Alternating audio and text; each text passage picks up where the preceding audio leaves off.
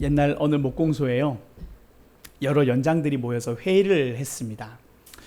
그날의 사회자는 힘차고 늘 바쁜 망치였습니다. 평상시처럼 일사천리로 회의를 망치가 진행하는데 한 연장이 불만을 제기했어요. 그 불만이 뭐냐 했더니 이거예요. 망치, 넌 너무 시끄럽고 거칠어.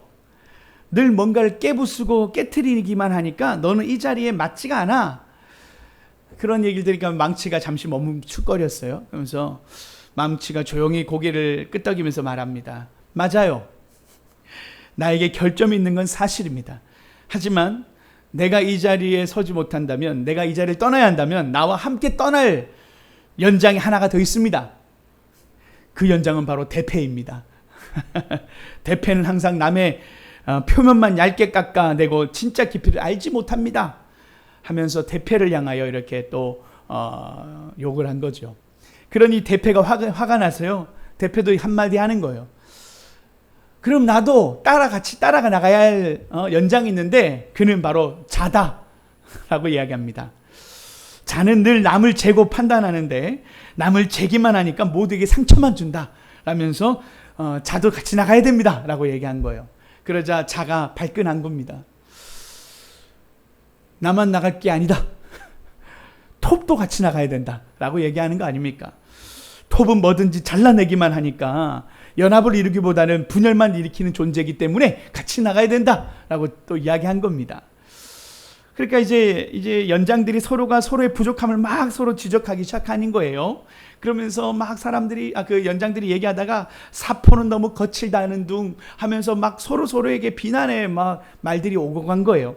그러다가 갑자기 어느 순간 목수가 작업실로 들어온 것 아니겠습니까? 그 목수가 조용히 작업실로 들어와서 말없이 연장들을 하나씩 집어들기 시작합니다. 망치, 대패, 자, 톱, 사포, 이러한 연장들을 하나씩 사용해서 목수가 나무를 자르고 그리고 대패로 밀면서 아름다운 강대상을 만든 것 아닙니까? 그 목수는 바로 예수 그리스도시고, 오늘도 우리의 이 아름다운 연합을 통하여 만들어지는 그 가구가 만들어지듯 이 연장들은 그 모든 결과물을 보면서 놀람을 금치 못했어요. 자신들의 약점만 탓했는데 목수의 손에서 완벽한 작품이 만들어진 걸 보면서 모두가 필요한 존재라는 것을 깨닫게 되는 것 아니겠습니까? 그러면서 자신들의 역할뿐만 아니라 서로의 역할을 깨닫고, 그리고 서로의 결점에도 불구하고 각자 맡은 자리에서 열심을 다할 때 목수의 손에서 아름다운 동역이 일어난다는 것을 깨닫게 된 것입니다. 여러분 보시는 이 강대상도 우리가 직접 만든 강대상입니다. 이 강대상은 어디서 산 게 아닙니다.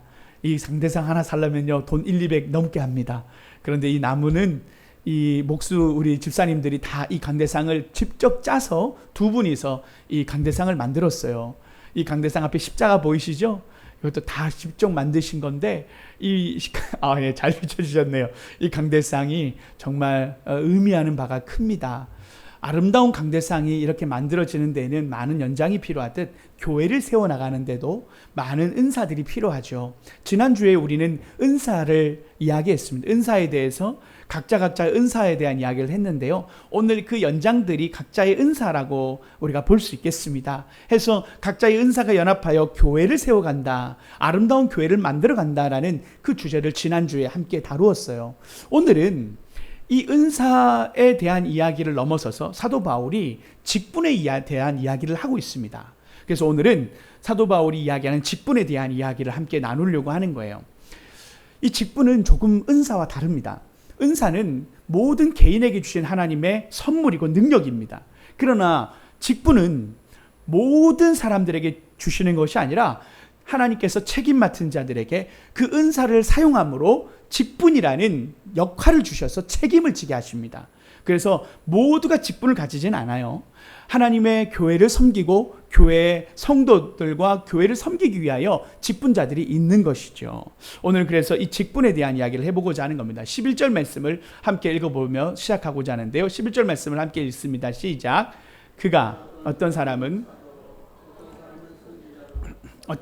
복음 전하는 자로, 어떤 사람은 목사와 교사로 삼으셨으니. 사도 바울은 이 예수 그리스도의 몸된 교회 안에는 이러한 직분들이 있는데 사도, 선지자, 전도자, 목자, 교사라고 하는 이 직분을 사도 바울은 이야기합니다. 은사가 있듯 교회 안에는 이런 직분들이 있다라는 이야기를 하는 거죠. 그러면서 이 직분에 대한 이야기를 하나씩 풀어가는데, 그런데 이 직분에 특별한 공통점이 있어요. 그것은 오늘 이 모든 직분이 보면 가르치는 은사에 대한 집중되어 있다는 것을 보게 됩니다. 사도, 선지자, 전도자, 교사, 목자 모두가 가르치는 데 목적을 두고 있는 것을 볼 수 있는데요. 그 이유가 우리 13절 말씀에 정확하게 역할에 대한 이유가 드러납니다. 13절 말씀을 함께 또 읽어볼게요. 시작. 우리가 다 하나님의 아들을 믿는 것과 이는 하나가 되어 온전한 사람을 이루어 그리스도의 장성한 분량이 충만한 데까지 이르리니. 우리가요, 교회가 단순히 하나만 되는 것에 목적이 있는 것은 아니에요. 하나가 되어져서 어떻게 해야 되냐면 그리스도를 아는 분량에 이루어야 된다. 다시 말하면 장성한 분량으로 자라나야 된다. 그리스도를 아는 지식이 더 자라나야 된다라는 것에 대한 목적이 있다라는 겁니다. 해서 우리 교회는 하나 되어져서 그리스도 예수로 우리가 아는 지식에 자라나야 된다라는 목적을 가지고 있는데, 그것이 바로 성장이라는 목표가 있는 거예요. 하나됨을 넘어서서 예수 그리스도를 아는 지식, 그리스도를 닮아가는 그런 몸된 공동체가 되어야 된다라는 것이죠. 그러려면 바로 이렇게 아는 지식, 그리스도를 아는 일에 있어서 하나가 되기 위하여는 바로 가르치는 일이 중요했던 것입니다. 그리고 14절도 함께 보겠어요. 14절 말씀도 함께 보겠습니다. 시작. 이는 우리가 이제부터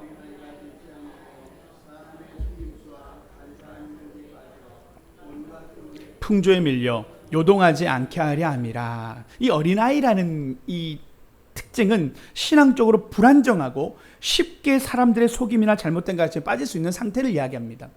그래서 교회는 어린아이 상태가 있는 겁니다. 어린아이 상태에서 하나님은 성장하고 장성하기를 원하시는데, 그것이 그리스도인들을 넘어지게 하는 이단의 가르침과 거짓된 세상의 풍조가 하나님의 공동체를 위협할 수 있다는 것을 통하여 하나님은 이 사도, 선지자, 그리고 전도자, 목자, 그리고 교사를 통하여 하나님의 몸된 교회를 건강하고 바르게 하나님의 아는 지식으로, 그리스도를 아는 지식에 풍성하게 자라기 위하여 하나님께서는 직분들을 주셨다는 것을 보게 됩니다. 그래서 이 하나하나 직분들을 잠깐 살펴보면서 오늘날 교회 가운데 어떤 직분이 있는지를 우리가 함께 살펴보고자 하는 거예요. 왜 이것을 아는 게 중요하냐? 우리 교회는 개척교회로 이제 함께 몸된 교회를 만들어 가는데, 우리 교회의 직분들이 어떤 역할들이 있고 또 어떤 역할을 통해서 우리가 하나님 앞에 교회를 섬겨야 되는지를 아는 것이 중요하기에 우리가 올해 첫 해 함께 시작하는 이 시기에 함께 나누는 것이 필요하다 생각하면서 이 말씀을 나누고자 하는 겁니다. 먼저 사도입니다. 이 사도는 아포스톨로스라고 해서 보냄받은 자라는 뜻을 가지고 있어요. 예수님의 12제자 그리고 사도 바울처럼 하나님이 특별히 부르신 자들을 사도라고 이야기했죠. 그들의 역할은 바로 하나님의 말씀을 전하고 가르치는 일이었습니다. 다시 말하면 성경을 만드는 일을 했어요. 12제자가 신약 성경을 만들었죠. 그래서 성경을 집필하는 일을 했던 사람들이고, 다시 말하면 또 예수님의 12제자와 그리스도의 그 사도되었던 사도 바울은 공통점이 하나 있어요. 그것은 바로 예수님을 직접 목격하고 예수님께 훈련받은 사람들이었다라는 것입니다. 그래서 그러한 공통점을 가질 때 예수님의 제자들을 바로 사도라 불렀다라는 거죠. 그래서 오늘날에 그럼 사도가 있느냐? 사도가 없죠. 예수님의 특별한 12제자, 예수님과 함께 했던 제자들은 그때로 끝이죠. 그리고 사도 바울에게 특별히 다메섹도상에서 나타나셔서 사울아 사울아 네가 나를 왜 박해하느냐 해서 직접 목격하고 제자로 부름받고 사도로 부름받은 사도 바울과 함께 그 당시에 사도들은 특별한 은사와 부르심 가운데 사역했던 사람들입니다. 그래서 다시 말하면 신약 성경을 집필하는 역할이 가장 중요한 역할이었어요. 사도 바울이 신약 성경의 절반을 집필했습니다. 그리고 알다시피 베드로전서, 베드로후서, 그리고 요한복음, 유다서 이런 것처럼 많은 제자들이, 사도들이 이 성경을 집필했다라는 것이죠. 그래서 하나님의 역할에 그 사도들이 부여받았던 가장 중요한 역할은 말씀을 전하는 것이었습니다. 하나님의 말씀을 또한 받아서 성경을 집필하는 일이었던 것이죠. 그래서 오늘날에 내가 사도다 해서 성경을 새로 집필하면 그건 이단입니다. 그래서 그 이슬람교가요, 그 AD 7세기 정도에 보면 마호메트라는 사람이 가브리엘 천사나 이런 천사들에게 성경 말씀을 받아서 만든 게 뭐냐면 코란이에요. 그래서 우리가 그 코란을 받았다고 말하는 그 자기가 말하는 자기는 선지자라고 말하는 그 마호메트를 향하여 우리는 믿지 않는 거예요. 왜요? 사도 시대는 예수님의 12제자로 끝났기 때문입니다. 그래서 새로운 성경은 있을 수가 없는 거예요. 신약 성경 외에 하나님의 말씀, 구약과 신약 66권 외에 다른 말씀이 있다고 말하거나 새로운 음성을 들어서 하나님 나에게 주신 말씀을 받았다, 경전을 받았다고 말하면 그건 이단인 것입니다. 그래서 사도들은 바로 예수님의 12제자와 직계 제자들, 그리고 예수님의 환상과 이런 역할을 통하여 부름받았던 사람 외에는 사도는 없습니다. 그래서 지금 내가 사도다 이런 말하면 그건 이단교예요. 그러나 조금 우리가 이것을 사도적인 역할을 우리가 조금 의미적으로 현대적으로 해석을 하면 어떤 역할일까 은사적으로 좀 보면 선교사님들, 교회를 개척하는 일들, 그래서 그것이 사도의 은사적인 부분으로 사도들이 말씀을 전할 뿐만 아니라 교회를 개척하고 했던 일들을 통하여 그러한 해외 선교라든지 하나님의 이런 어떤 개척적 사명을 가지는 부분을 통해서 교회의 사도적인 역할들은 이어질 수는 있죠. 그래서 그런 은사적인 부분들은 우리가 볼 수는 있습니다. 그러나 사도는 예수님의 제자대로 끝났다라는 것을 우리가 기억할 필요가 있어요. 다시 말하지만 사도적 은사로 친다면 지금은 그런 우리가 오늘도 이렇게 교회를 개척하듯 하나님이 주신 은사가 새로운 곳에 가서 사도 바울이 로마로 개척하고 늘 새로운 곳에 복음을 전한 것처럼 그런 사도적 은사들은 우리 오늘날에도 하나님이 주시는 은사들이 있습니다. 그러나 그것이 나 사도다라고 말하면 이단이다 정도로 이해하시면 좋겠어요. 그리고 두 번째로 선지자입니다.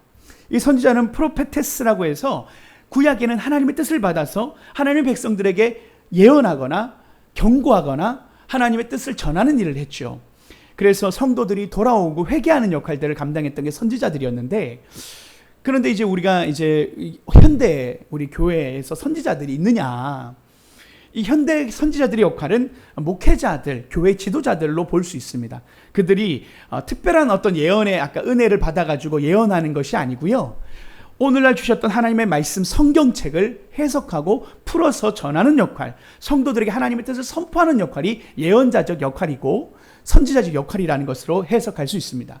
그래서 오늘날 예언, 지난주에 예언의 은사에 대한 이야기를 했지만 새로운 음성을 받아가지고 막 하는 것이 아니라 하나님의 말씀을 풀어서 격려하고 권면하는 역할들을 하는 것이 오늘날 예언의 은사와 같다라고 말할 수 있고, 우리 장로교 통합 측은 그렇게 이 신학적인 바탕 안에서 그렇게 지지하고 있어요. 그래서 하나님의 예언의 말씀을 한다고 했을 때는 성경의 근간에서 성경 말씀을 잘 알아야 됩니다. 그런데 어떤 분들이 꿈에서 어디를 봐라 해가지고 어디를 봐. 그리고 하나님 나에게 어디를 보라고 했고 너한테 이 얘기를 하라고 했어. 그거 되게 위험한 거예요. 그게 참 쉽지가 않아요. 그럼 목회자랑 상담을 하셔야 돼요. 하나님 오늘 이런 마음 그거는 참 귀한 말씀. 이렇게 해서 목회자와 함께 그래도 성경의 근간에서 한번 점검들을 해보셔야 돼요. 그러나 하나님의 특별한 은혜를 우리가 제한하기는 어렵습니다. 하나님은 특별한 은사들을 주실 때가 있어요. 특별히 제가 말했지만 선교 현장에서 복음을 전할 때 그런 은사들이 나타날 때가 있지만, 그러나 오늘날의 대부분은 목회자와 또 교회 리더십을 통해서 성경을 또 해석하고 전하는 정도로 해서 하나님의 예언의 은사가 충분히 드러납니다. 그래서 이미 하나님은 성경 여러분 이 말씀 되게 두꺼워요. 하실 말씀 다 하셨어요. 그래서 여기에 웬만한 말씀들은 우리의 삶에 적용할 것들, 우리의 삶에 어떠한 상황에서 어떻게 하나님 해야 될까요? 모든 성경의 가르침이 원리가 다 담겨 있어요. 다시 말하면 십계명에 보면 사람을, 원수를 사랑하고, 그리고 여러분 다 알죠? 예수님께서 내 원수를 사랑하고 원수를 용서하라고 하시는 그 말씀처럼 우리가 그 말씀 안에서 모든 지혜가 담겨 있어요. 우리가 순종하지 않을 뿐이지 하나님은 이미 우리에게 많은 말씀을 주셨거든요.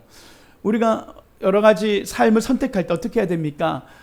여러 가지 삶에 유혹받을 때 어떻게 하겠어요? 거룩하라 하신 하나님 앞에 거룩하는 것이 맞겠죠. 살인하지 말라, 도둑질하지 말라, 다 하나님 주셨어요. 이미 우리에게 주신 말씀만 순종해도 이 세상은 평화로울 것입니다.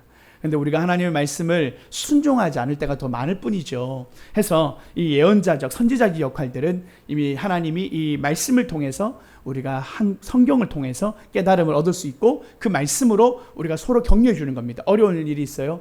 너 어렵구나.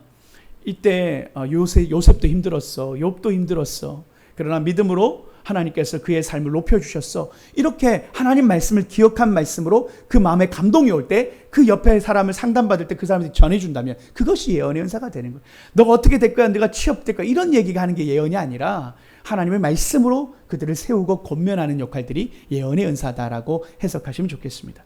그러면서요, 전도자라는 단어가 나와요. 전도자. 유앙겔리스트라고 해서 예전에 이 전도자에 대한 부분을 한국 교회 누구로 좀 보면 좋겠나 하면 권서라는 직책이 있었어요. 한국에는요, 권서라고 해서 뜻을 그대로 풀어보면 책을 읽도록 권하는 사람, 목에 책을 짊어지고 다니는 사람이라고 해서 우리 최초의 한국 교회 최초의 그 선교사님들이 들어오기 전에 누가 들어왔냐면 권서가 들어왔어요. 그 권서 중에 가장 첫 번째 권서가 누구냐면 서상륜이라는 권서였어요. 그분이 만주에서 선교사님하고 성경책을 번역하는 작업을 하다가 한글을 가르쳐주고 한국어를 이렇게 배우는 선교사님들께서 그렇게 알바를 시킨 거겠죠. 그러다가 그들이 예수님 믿게 되고 예수님을 영접하면서 이 서상륜이라는 분이 원래는 그런 무역상이었는데 성경 번역하는 역할을 하게 되고 성경을 6,000권을 받아가지고 이렇게 성경책을 한국에 갖고 들어옵니다. 그러면서 최초에 어떻게 보면 선교사가 들어오기도 전에 우리나라에는 한국인 선교사처럼 이 권서라는 분이 들어오셔서 그렇게 성경을 나눠주고 복음을 전하는 겁니다. 그래서 그 서상륜 선교사님이 우리 대한민국의 최초로 세운 교회가 어느 교회냐면 소래교회입니다. 그 소래교회를 세우신 거예요. 그리고 그분이 이후에 언더우드 선교사님 들어오면서 함께 만나서 만든 교회가 서울의 세문안교회입니다. 근데 이 서상륜 권서가 전도한 사람이요, 세문안교회 창립할 때 총 14명의 성도였는데 13명의 서상륜 권서가 전도한 분이었어요. 그러니 서상륜 권서가 사실은 복음을 전하고 선교했다고 봐도 될 정도로 세문안교회도 한국인이 세웠다고 볼 수 있는 겁니다. 그래서 지금도 연동교회 이런 많은 교회들이 그런 권서에 의해서 이 서상륜 권서를 통해서 영향을 많이 받았던 거죠. 그래서 우리나라는 선교사님들이 세운 교회라기보다는 먼저는 이 권서에 의해서, 그래서 그들은 어떤 신학을 공부한 분도 아니고 말 그대로 성경을 전하고 전도하는 역할이었는데 오늘날에는 그 권서가 없어요. 지금은 권서라는 단어가 없죠. 그래서 초대교회는 이 권서들로 인해서 1945년까지 전해진 성경책이 약 1800만 권이래요. 엄청난 그 성경책을 보급했던 역할을 이 권서들이 맡았던 겁니다. 그리고 권서들이 돌아다니면서 전도를 엄청나게 했어요. 한국교회 부흥에, 한국교회 이런 많은 성도들이 생기게 됐던 데는 바로 전도자였던 이 권서들이 있었다는 겁니다. 여러분 알다시피 빌립이 그 7 집사의 그 빌립이 전도를 많이 다니잖아요. 그런 전도자 역할이 바로 그런 성경에 보면 빌립과도 같은 역할. 오늘날의 이 전도자가 조금 표현하면 사실은 조금 희석됐지만 전도사님도 될 수 있겠고, 또 특별히 우리가 밖에서 복음을 전하는 일들을 감당하는 자들을 전도자라고 할 수 있겠습니다. 그래서 우리가 거리 노방전도, 또 때로는 우리가 온라인상에서 미디어도 전도하는 것도 그런 전도자 역할이 되겠죠.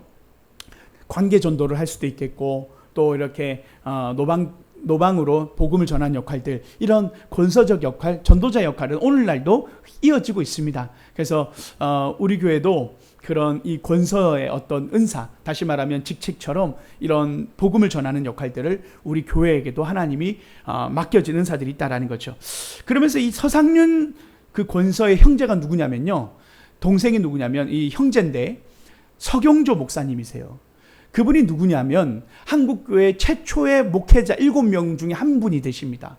그래서 7인 중에 서경조 목사님이 계신데 그분이 최초 7분 중 한 분인데 서상륜 권서의 형제입니다. 그래서 동생이에요. 남동생이죠. 그래서 이 서상륜 목사님과 서경조 목사님이 사실 한국교회를 이끌었다고 볼 수 있을 정도로 엄청난 역할을 한 거예요. 그래서 이건 약간의 그런 표현이지만 그 한소망교회에 지금 얼마 전에 부임했던 서우진 목사님이, 그분이 이 서경조 목사님의 친고조 할아버지예요.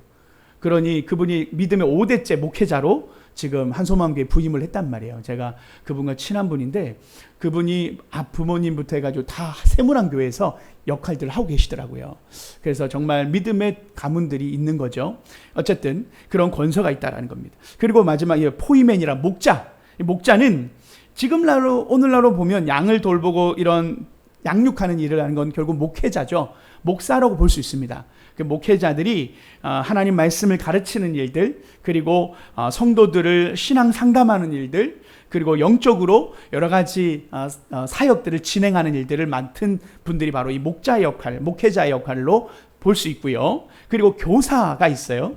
교사는 디다스칼로스라고 해서 성경을 가르치는 일들, 성도들이 말씀을 더 잘 이해할 수 있도록 그 말씀의 지식과 지혜의 은사가 있는 분들이 이 교사의 역할을 맡아서 교회를 섬기는 것입니다. 방금 어린아이 같은 신앙인들이 이끌어주는 역할을 하는 거죠. 그래서 지금 우리 이제 온정한 소망교회도 교사가 필요해질 거예요. 그런 이 성경 공부반을 인도하거나 그리고 어떤 이런 공과 공부를 가르치는 그런 주일학교 선생님들이 이제 우리 교회에도 많이 나타나야 됩니다. 그 다음 세대를 가르치고 또 우리 목자에게는 또 이렇게 성경을 인도하는 그런 은사 또 함께해서 그렇게 교회를 섬겨가면서 영적으로 이끌어가야 될 역할과 직분이 바로 교사라는 것이죠. 이처럼 교회 안에는 이런 역할들 맡은 선지자, 사도, 그리고 목자, 그리고 교사, 이렇게 역할들이 있다라는 것, 전도자가 있다라는 것을 사도 바울은 이야기하면서 조금 더 구체적으로 오늘 우리가 우리 교회에 적용해 볼 수 있는 게 뭘까 생각해 보면, 우리 교회에도요, 제가 지금 말한 건 거의 목회자나 교사적 역할이 좀 많다고 한다면 조금 그래도 우리 교회 직분을 여러분들이 좀 알고 가면 좋겠다. 여러분들도 우리가 교회 안에 있는 직분들을 좀 그래도 우리가 좀 정리하고 교회가 함께 가면 좋겠다 해서 제가 조금 다루려고 해요. 그것을 교회 안의 직분이라고 해서 한국 교회 안에 있었던 이 직분, 이것을 어떻게 표현하면 향존직이라고 표현합니다. 이 향존직은 항상 존재하는 직분이라고 해서 향존직이에요. 그래서 평생 동안 유지되는 직분입니다. 한 번 받은 직분은 평생 유지되는 직분이에요. 은퇴할 때까지, 70세 이후의 은퇴까지 직분은 유지가 됩니다. 그래서 우리 장로교회는 직분이 장로, 안수집사, 권사가 있어요. 이 세 가지 직분이 있어요.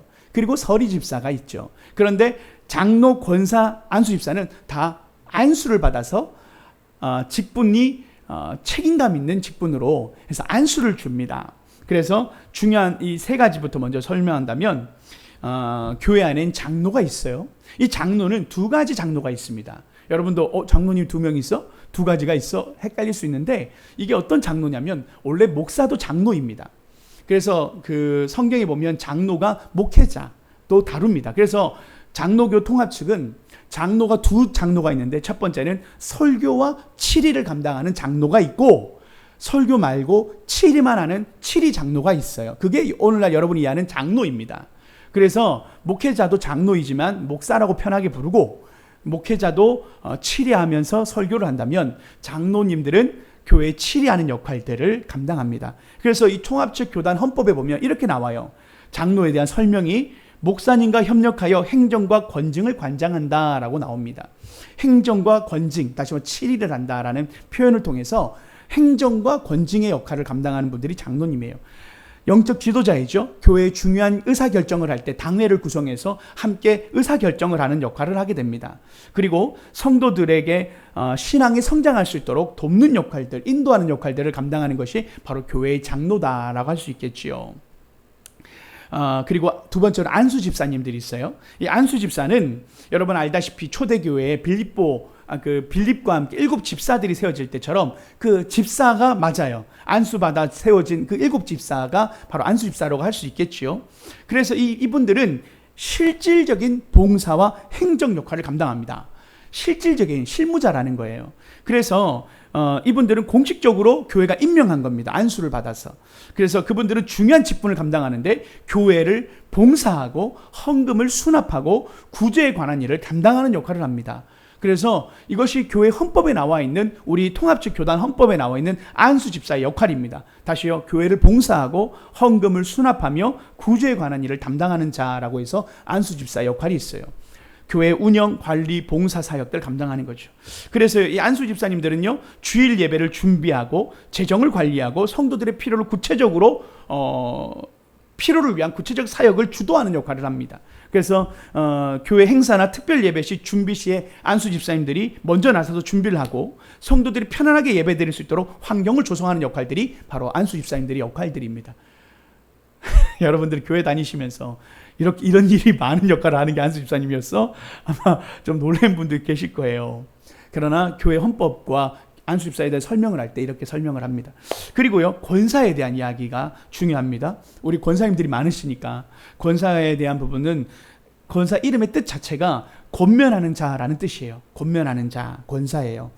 그래서 교회 내에 성도들을 특별히 여성들이겠죠, 돌보고 상담과 권면의 역할을 하는 자인데요, 교회 헌법에 이렇게 적혀 있습니다. 권사는 궁핍한 자와 환난당한 교우를 신방하고 위로하며 교회의 덕을 세우기 위해 힘쓰는 자라고 나와요.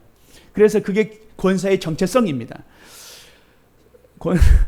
한국 교회 권사님들이 이런 역할을 많이 안 하고 많은 권사님들이 막 싸우고 이런 일들이 더 많아서 내가 권사님 때문에 교회 못 나가, 이런 분들이 되게 많거든요. 그런 권사의 역할이 아니라, 오늘 다시 말하지만 교회 헌법과 교회 성경에서 말하는 권사는 궁핍한 자와 환난당한 교우를 신방하고 위로하며 교회의 덕을 세우기 위해 힘쓰는 자라고 한다라는 것입니다. 그래서 각종 봉사와 구제 활동을 주도하고 전반적인 교회 돌봄 활동을 하는 것이 바로 권사라는 거예요. 교회 내에 영적 어머니 역할을 하고 신앙생활 어려움을 겪는 성도들을 위로하고 격려하는 역할이 권사의 역할이다라는 것이 분명합니다. 그래서요, 장로의 역할을 감당하고자 하는 분들의 조건이 있어요. 그것이 뭐냐면, 장로님들은요, 세례교인 7년이 지나야 돼요. 세례받고 7년이 지나고 40세 이상이어야 장로님이 될 수 있습니다. 그리고 안수집사 권사님은요, 세례 후 5년이 지나셔야 돼요. 이 교회 교단 헌법입니다. 우리 교단 헌법 안에서 5년 세례받고 5년 지난 분들은 권사의 자격이 주어지는데, 기본 최소 나이가 35살입니다. 35살 이상이 권사와 안수집사를 받을 수 있습니다. 물론 이제 받는 조건은 또 교회 당회에서 어떤 절차는 또 다양한 절차가 있지만, 오늘은 그 얘기하는 게 아니니까.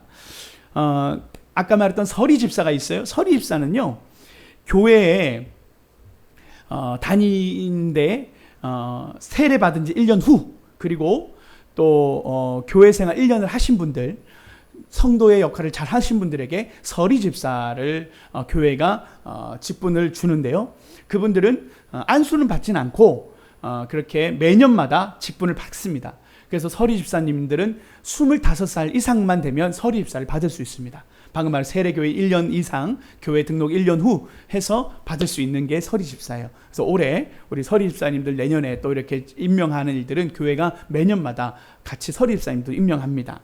이처럼 일반 집사님들은 안수 집사님과 권사님처럼 안수 받은 분들은 아니기 때문에 교회 의사 결정에는 참여하지는 못합니다. 다시 말하면 향존직 직분자들은 아니기 때문이에요. 그래서 의사결정권은 없지만, 그러나 교회의 전반적인 행사나 또 봉사와 섬김들을 함께 해가는 분들입니다. 그래서 교회가 직분을 드리고 함께 교회 사역을 실질적인 봉사를 같이 함께하는 그러한 분들이다라고 생각하면 맞겠습니다. 그래서 교회 행사도 같이 함께하고 봉사도 같이 하고, 그래서 교회 서리 집사님들은 교회 행사에 함께 참여하는 분들이다라고 보시면 되는 거죠. 오늘 이렇게 교회에 대한 직분들 한번 정리해 보았습니다. 그러면서 우리 15절 말씀을 함께 읽어볼까요? 15절 말씀을 함께 했습니다. 함께 시작. 오직 까지 자랄지라 그는 머리니 곧 그리스도라. 사도 바울은 교회가 성장하고 자라가면서 범사에 그에게까지 자랄지라 그는 머리다. 다시 말하면 그리스도가 우리의 머리이고 우리는 몸이다. 우리는 함께 자라져 간다라고 이야기하면서 교회의 성장에 대한 이야기를 계속 하고 있어요. 이 교회의 성장은 단순히 숫자적으로 많아지는 것을 의미하는 건 아닙니다. 물론 양적으로 질적으로 이렇게 다 같이 성장해야 되겠죠. 그러나 분명한 것은 여기서 본 것처럼 그리스도의 사랑 안에서 참된 것을 하여 범사에 그에게까지 자라간다는 것은 그분을 닮아간다는 의미가 더 강한 거죠. 그래서 우리가 말씀을 통해서 성장하고 자라나는 것 아니겠습니까? 그래서 교회가요, 그 성장 주기가 있어요. 교회도요, 오늘 이렇게 성장이란 단어를 통해서 당연히 성장 주기가 있는데, 우리가 이것도 아는 게 중요한 게 우리 개척교회가 시작되잖아요. 다시 말하면 개척교회는 다시 말한 것처럼 출생기와 같습니다.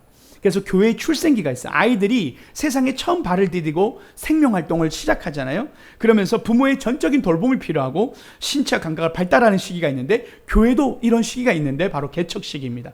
개척교회는 말 그대로 부모의 돌봄 없이 생존할 수 없는 것처럼 교회의 지원이 없이는 생존하기 쉽지가 않아요. 그래서 개척 단계는 마치 신생아와 같은 단계입니다.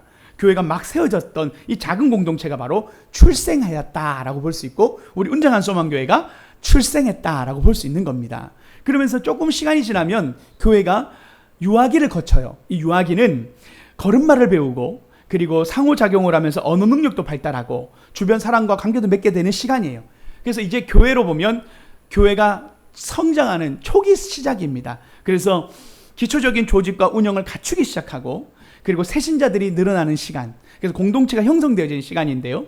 이때 교회의 기틀을 잡는 시간과 성도들의 관계가 형성되는 시간, 지금입니다. 딱 우리가 이때 이 유아기를 우리가 조금 걸어가고 있다 보시면 좋겠는데 이때 교회의 사명과 비전이 구체화되는 시기입니다.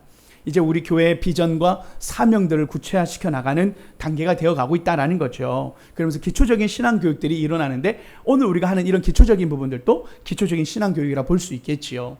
그러면서 아동기를 거쳐요. 아동기는 교회의 성장의 단계이기도 합니다. 아동기는 학교 생활을 하는 친구를 사귀는 그 과정, 체력과 지적 능력이 자라나는 시점을 아동기라고 하죠.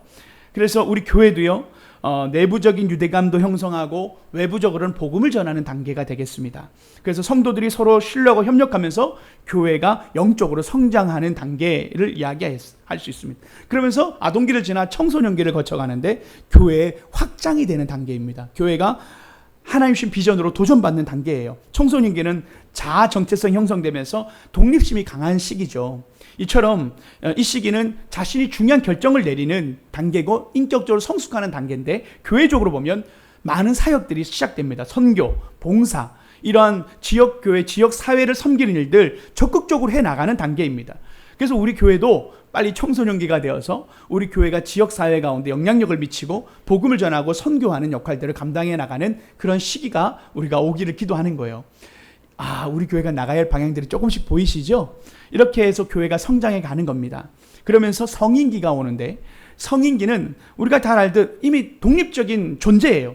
그래서 삶의 주체적으로 살아가는 단계가 성인기듯이 교회도 이 성인기가 있는데 그것은 교회가 이미 영적으로 성숙하고 안정적으로 사역의 열매가 생기는 단계입니다. 그래서 이때는 다음 세대를 훈련하는 제자 훈련들이 시작되어지고 봉사와 선교의 성과가 나타나는 시기입니다. 그리고 안정적으로 사역이 이루어지는 시기가 바로 이 성인기예요. 이게 많은 교회들이 이제 한국 교회는 성인기들이 많아요. 그래서 많이 이렇게 이미 안정적으로 가고 있는데 우리 교회는 가려면 조금 멀었습니다. 그리고 이제 마지막 단계가 뭐냐면 노년기예요. 어른들도 우리가 노년기에 이르면 쌓아온 경험들을, 지혜들을 후대에게 물려주고 유산을 남기듯이 교회도 이 노년기를 만나게 됩니다.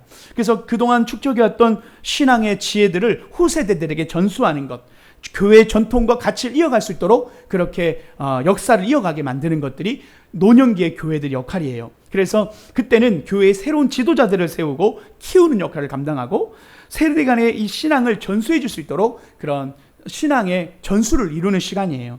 아마 이제 우리 한소망교회가 조금 30년이 되면서 교회 이제 위임 목사님이 은퇴하실 시점이 되고 교회 이제 리더십이 바뀌고 그러면서 교회 안에 새로운 세대의 어떤 그런 사역적인 전수들이 일어나는 시간들이 지금 겪고 있는 시간입니다. 그래서 우리도 한 30년 정도 되면 우리도 노년기에 좀 접어들지 않을까 생각해봐요. 한국교회가 지금 많은 교회들 노년기에 이미 접어들어가지고요. 전수할 세대가 없는 단계까지 갈 정도로 어른들만 남고 젊은 세대가 없는 다 노년기에 접어든 교회들도 꽤 있습니다. 지방교회들은요. 그래서 우리 운정한 소망교회가 이제 유아기 처음에 우리 아이가 출생해서 유아기를 우리가 겪고 있다 정도 위치면 얼추 맞습니다. 그리고 이제 우리가 아동기, 청소년기, 성인기까지 목표로 해서 우리의 사역들과 교회가 성장해가는 방향으로 보면 좋겠어요. 어느 날 한 젊은이가요 스펀절 목사님을 찾아왔습니다. 스펄전 목사님 참 유명한 설교자예요. 그 목사님을 찾아와서 자신의 고민을 꺼내는 거 아니겠습니까? 목사님, 저는 교회 생활하는데 힘이 듭니다.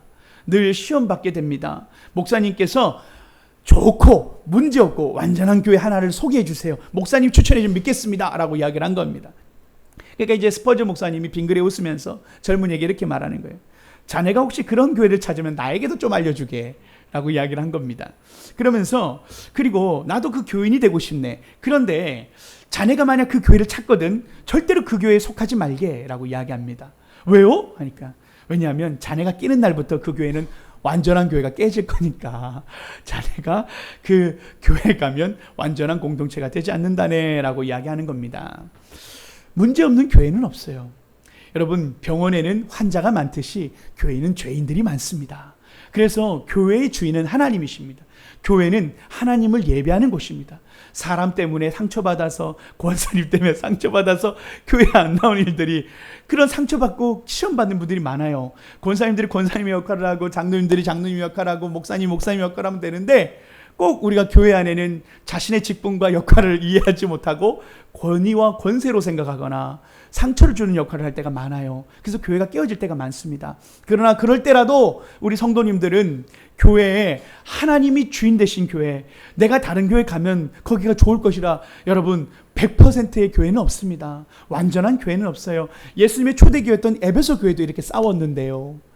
여러분, 사도 바울이 개척한 교회, 사도 바울이 섬긴 교회도 분열이 있었는데요. 어느 교회가 완벽할 수 있겠어요? 우리 그리스도인들은 완벽할 수가 없고 성장하고 자라나야 될 존재들이지, 온전한 존재는 예수 그리스도를 만날 그날 천국에서 교회가 완전해질 것입니다. 우리 영상 하나를 보고 마치고자 합니다. 우리 마지막 영상 하나 보고 설교를 마치고자 합니다.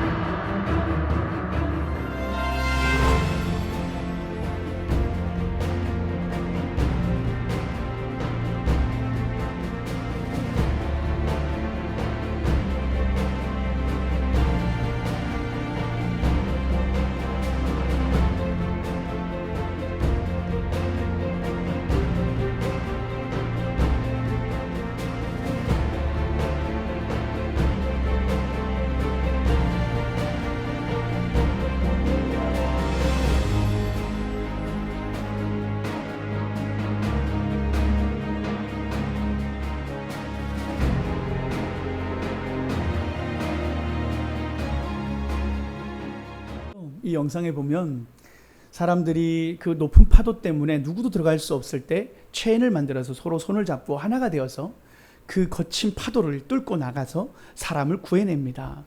저는 교회가 이런 것이다 라는 생각을 해요. 우리는 각자는 연약합니다. 세상의 거친 파도 앞에서 우리도 떠밀려 갈 수 있습니다. 떠내려갈 수 있어요. 그런데 우리가 하나가 되어서 맞잡은 손을 강하게 붙잡으면 우리가 이 세상 가운데 하나님의 복음을 듣지 못한 자들을 구원할 수 있는 구원의 방주가 될 수 있을 줄 믿습니다. 저는 우리 운정한 소망교회가 이렇게 하나 되어서 한 손 잡아 함께 세상의 하나님의 백성, 구원해야 될 하나님의 사람들을 구원하는 그런 교회가 되는 역할을 우리가 감당했으면 좋겠어요. 그래서 우리가 마주 잡은 손을 놓지 말고 우리가 하나가 되어져서 하나님의 주신 사명, 우리 교회를 향한 사명을 감당해가며 하나님 앞에 쓰임받는 교회가 되기를 원합니다. 그러기 위해선 각자의 부르심대로 은사 따라 또 직분 따라 우리가 성실하게 충실하게 섬길 필요가 있습니다. 서두에 얘기했던 망치가 대패가 서로가 서로를 향하여 자신의 부족함, 서로의 부족함을 헐뜯기보다는 서로가 필요한 존재고 서로가 우리가 함께 있어야 될 존재라는 사실을 기억함으로 하나가 되어질 때 우리 교회는 세상을 하나님 섬기는 교회가 될 줄 믿습니다. 그래서 우리 온정한 소망교회가 믿음 안에 이렇게 하나가 되어서 섬겼으면 좋겠고요. 다시 말하지만 우리 10월 11일, 12일에 있을 그 힐링 캠프는 우리 온정한 소망교회가 서로 손을 맞잡는 날이 될 것입니다. 서로가 손을 맞잡고 하나가 되는 시간들을 가지려고 해요. 관계는요, 시간을 투자해야 됩니다.